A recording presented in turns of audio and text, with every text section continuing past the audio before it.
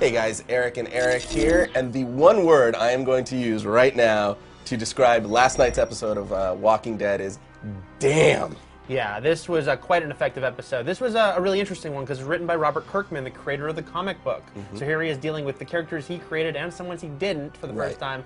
Thought he did a great job. The episode really, kind of kept you guessing and took some interesting twists and turns along the way. Yeah, that's what kept me going, was the fact that it would go in one direction, all of a sudden it would twist, and then it would twist again, right when you kind of got comfortable. Yeah. So let's start at the very beginning, though. We have the group that went back to Atlanta in search of Merle. They find that Merle had cut his hand off, and instantly they know that he escaped. He's alive. Yeah, and what I really liked here was that Merle's not in the episode, but there's kind of this cool, following the trail thing going on. It's really interesting how they find the zombies he killed. They saw how he cauterized his wound. Just kind of a fun little sequence there.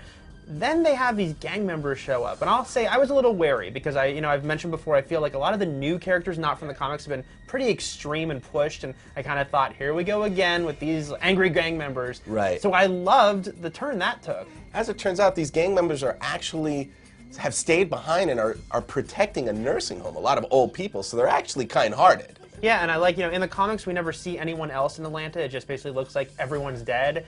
But I thought this made sense. It felt right that there might be little pockets of people, and these people are paranoid themselves and don't know who to trust. So that was really cool. Of course, the big turn came at the end of the episode. There was a zombie attack on the camp, and poor Amy, we barely knew you. Yeah, and a great bait and switch there, only because they're sitting around the campfire and you know something horrible is going to happen. Right. But you think that horrible thing is Merle. Right. They've set it up really well where even though I'd read the comic and I knew that this kind of attack happens at this point, I still thought Merle's going to show up, something horrible is going to happen. So to have it instead then be, oh my god, all these zombies are here was very, very, exciting and scary. Right. And I got to tell you, the way that Amy does go out is literally right like it is in the comics. So that was kind of cool.